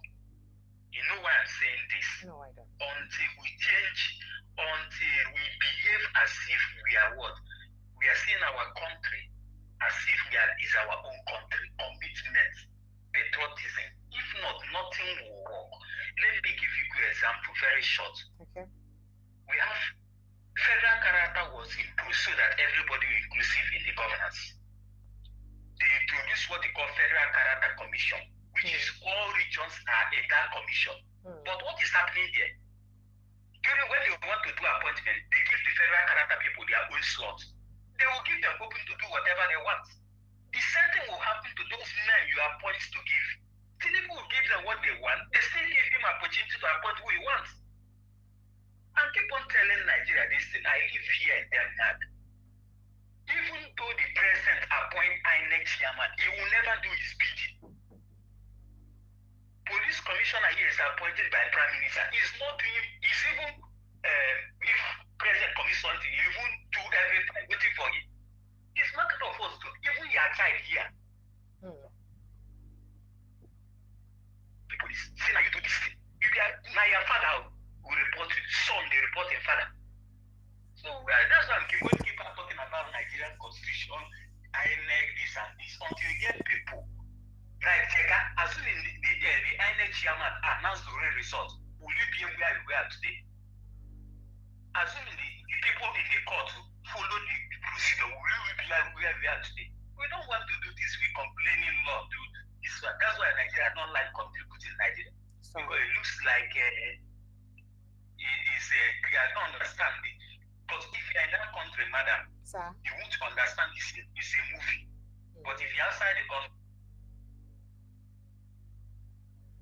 you know it's a movie. I can hear you. Yeah, I can hear you.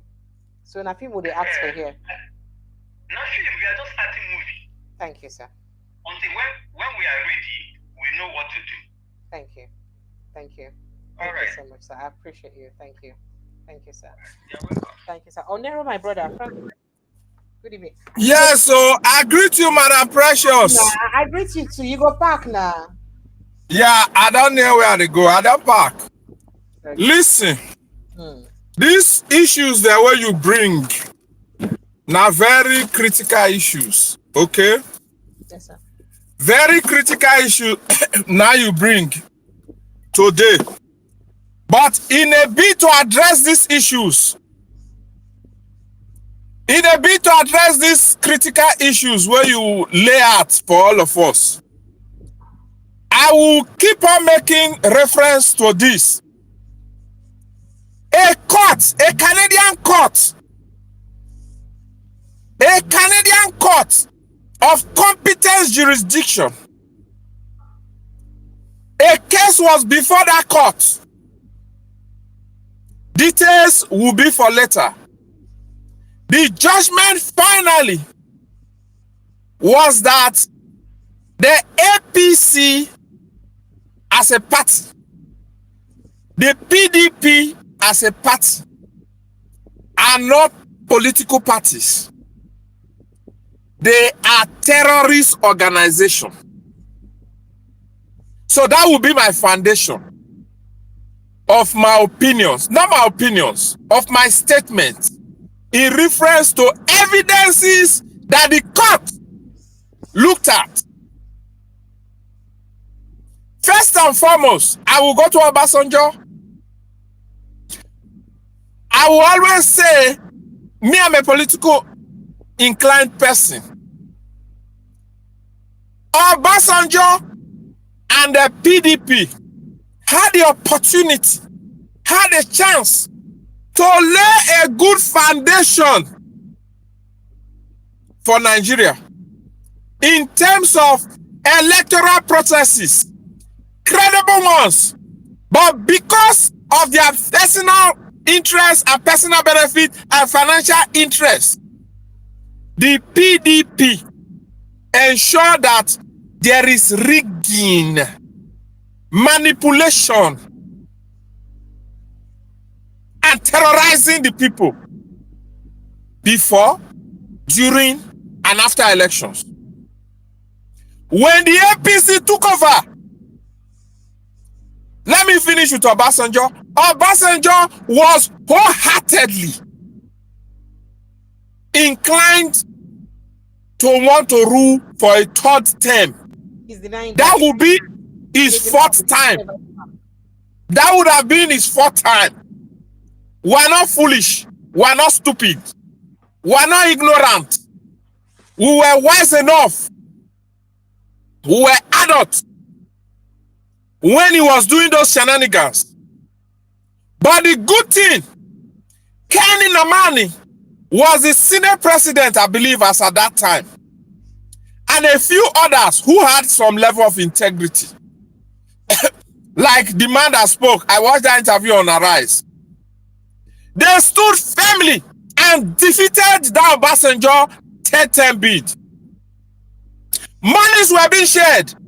Where was the money coming from? Who was giving the order for the money to be shared? Obasanjo is asking for evidence that he was not involved. Yes, Obasanjo was involved. The person, one of the persons that was involved, that was being coerced as a member of the National Assembly, came on national TV and said, yes, Obasanjo, yes, wanted a third term as against the Constitution of the Federal Republic of Nigeria. So Obasanjo initially had my respect, but when he tore his PDP card, where he was given the opportunity to serve Nigeria, economically he may have done well, but politically Obasanjo was a disaster. They laid the foundation of this rogue attitude, impunity, this arrogance in our political leaders.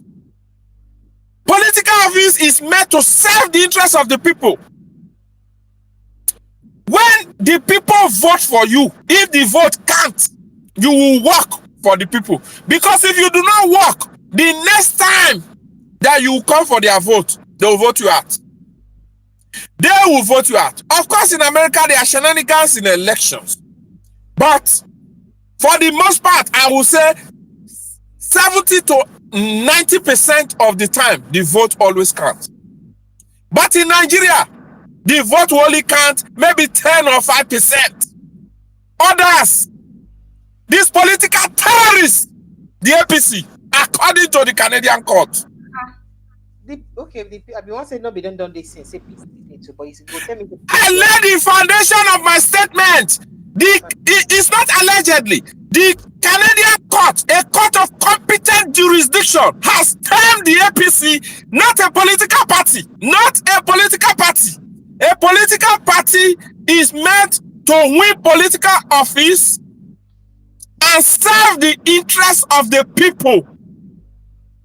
But this group of persons assembled together with INEC, which is a weapon fashioned against the people of Nigeria.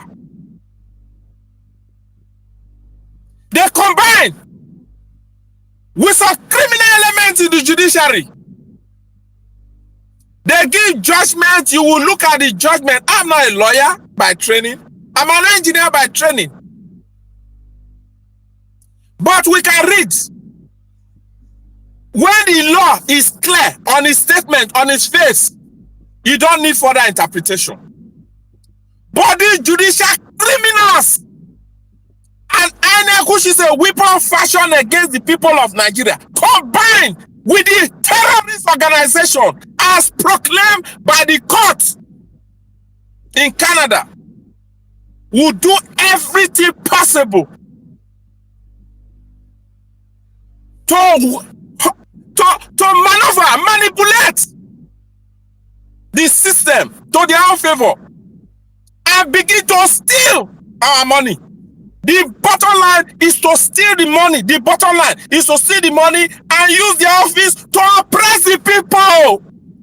And our people will clap. Many of our people will clap. Then they will come to the corner. Omoyele Sowore had brought us evidences where the current minister of the FCT, Nyesom Wike, allegedly bought properties in Canada here in America. I mean, in Florida here in America. Worth millions of dollars. $2 million is worth billions currently. It was billion. Then they will come to us that are hustling and come and be paraying 5K, urgent 5K, urgent 2K. My brother nowhere, my sister nowhere, my pikin won't go school, my head they pay me, this they do me. We are the people that are meant to serve us who use the money to buy property in overseas. He was so arrogant in his statement. Most I don't listen to him because the level of arrogance and impunity, I've never seen that. It smells, and our people begin to clap for them. Hey. Our people begin to clap for them. The same people that are suffering the impunity will begin to sing their praises because they don't even see them. They come to some of us, some other people overseas that they can reach based on friendship, based on family ties, and begin to bother you with their problems where the issues can be resolved easily with this money that be stolen. Thieves, criminals, thugs. No. Allegedly, not allegedly, some of them have been convicted by the court. Like the former governor of Delta State, he was convicted for stealing the Delta State money. Yes.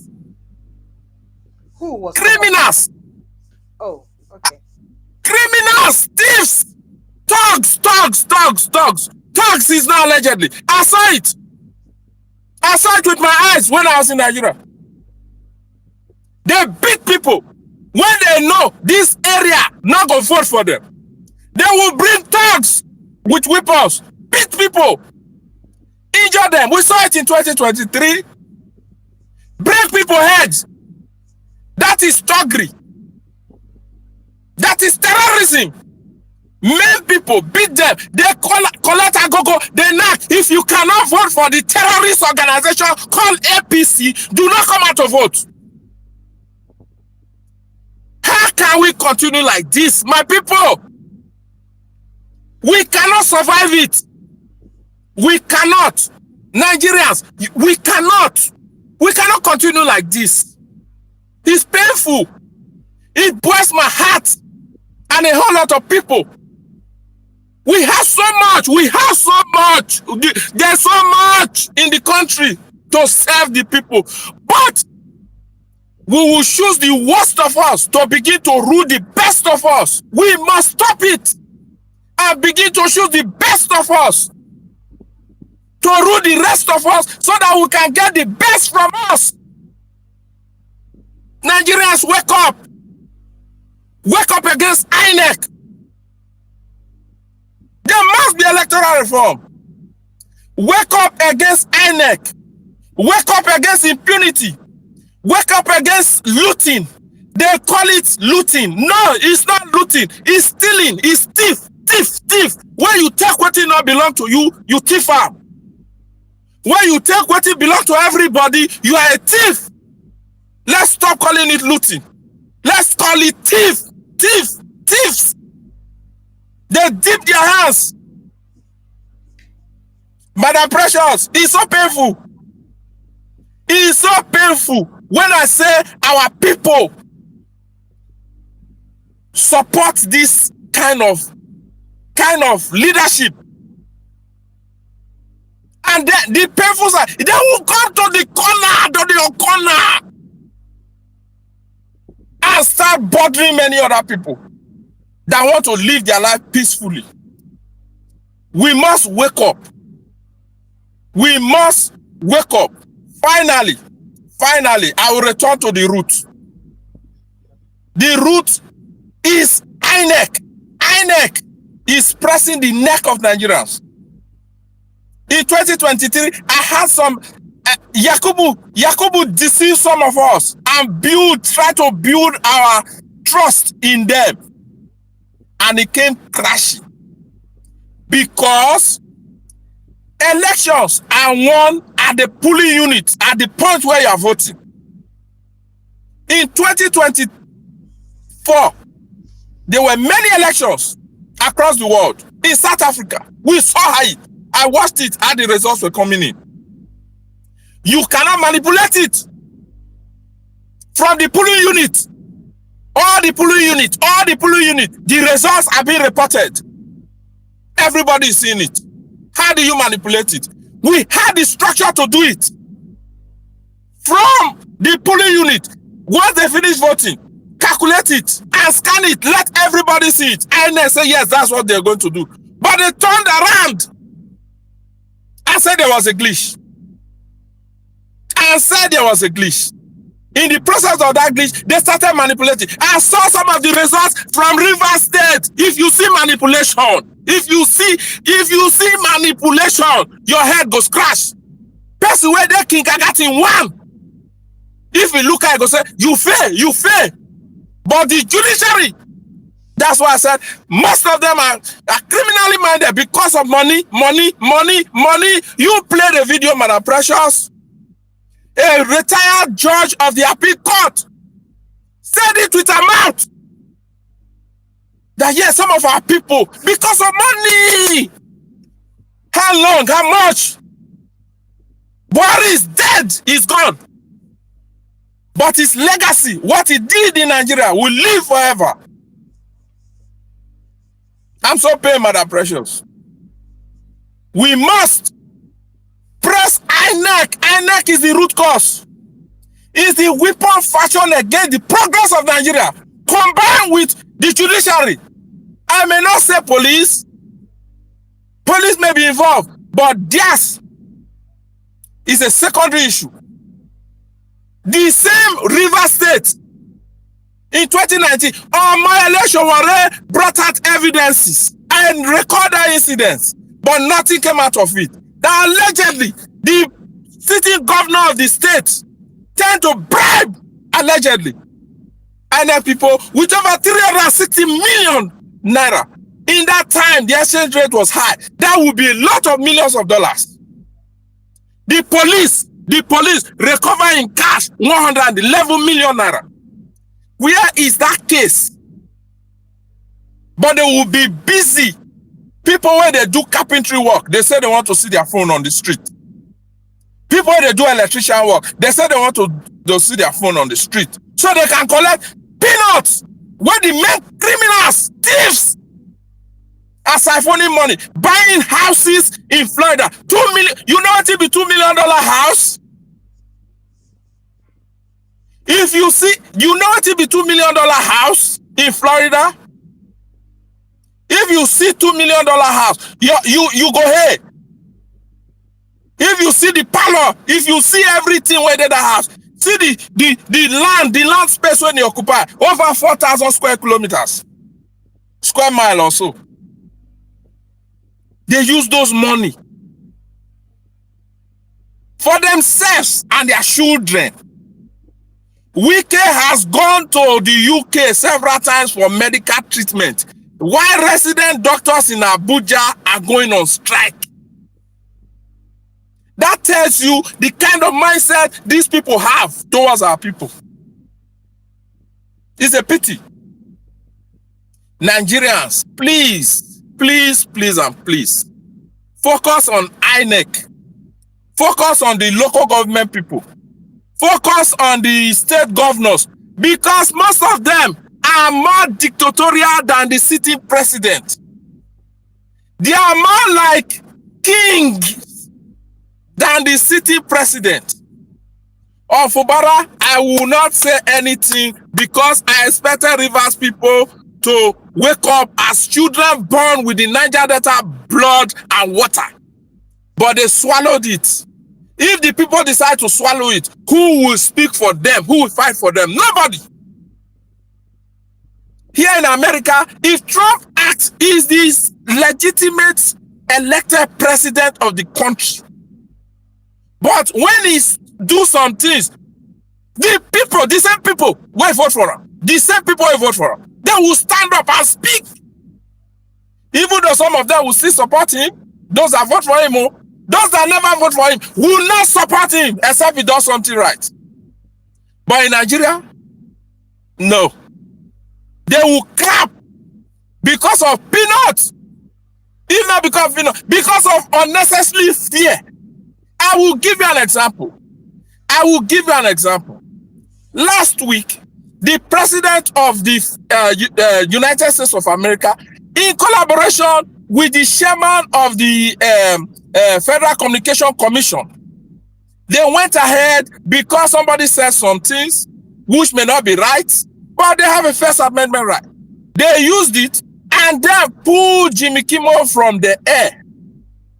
But people will vote for Trump, and those who will not vote for him, they join forces and say no. That is a First Amendment right. The ABC na people come out. Why ABC did that? The citizens, they woke up and say, okay, since you now obey Trump and say you want to do this, all your subscription, Disney and get ABC, all your subscription, where would they subscribe? Our money, what would they give you? Where you tell God deprive this man of the First Amendment right? We go pull out. Are you serious? As a last week, as a Friday, Disney has lost subscription of over $3.8 something billion. Today, they say, oh, by tomorrow, they are bringing him back. That is how the people need to act. Nigerians is not only to be on social media and make noise. We need to wake up. While we speak up, speaking is good. Speaking is very, very good. But we need to challenge these people. We need to challenge them with facts, because these people are liars. When I come with facts because I know it. I witness it. If I witness it, I don't need any documents. If I see it with my eyes, me, I'm the witness and the evidence. If I have the document, I present it. Or I quote it, I refer to it. Like the Canadian court termed the APC and the PDP not as a political party, but as a terrorist organization. They are terrorizing our people. Nigerians, wake up. Thank you, man, precious. I took some time because I'm pain in my spirit. And I didn't let you. These same people, we come to you. We come to your corner. Nowadays, I don't listen. Because if we promote them, where they are spending the money to buy $2 million houses. If they buy $2 million house, that I want. Allegedly has up to 4. That money will build. You know it be $2 million. That I want. You know, he go build small hospitals across River State to help the people. Build schools, furnish the school. But no, they won't do it. They will make sure the people are poor. So that when the elections come, they will give the people 5,000, 10,000. The same foolish people, sorry to use that word, will collect 5,000 and mortgage their life for 4-8 years. Then they will come and cry. That's why I said our people also have a responsibility to stop this impunity, this arrogance in the political office holders. The level, if you see them speak, it's as if they make themselves. I've never seen such category of people before. Thank you. Thank you. Thank you very much. God bless you and have a wonderful day. You too have an amazing day.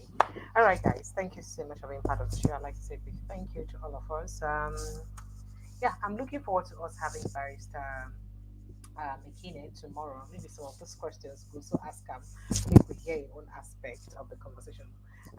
And then on Wednesday, okay, I have another guest. Dr. Catch will be Dr. Catch will be joining us on Thursday. It's going to be a back-to-back this week, I promise you guys. To protect your mental health as usual, as I talk on. I don't say Wahala need to finish because he who fights and he worries about Nigerian problem and runs away lives to worry another day. So Wahala need to finish at all. So let's try as much as we can to protect our mental health and keep ourselves safe. I love you guys. I'll see you again tomorrow. Kindly click on the subscription button, share, like, subscribe, follow us like your village people. I'll see you tomorrow evening. God willing. Good night and God bless you.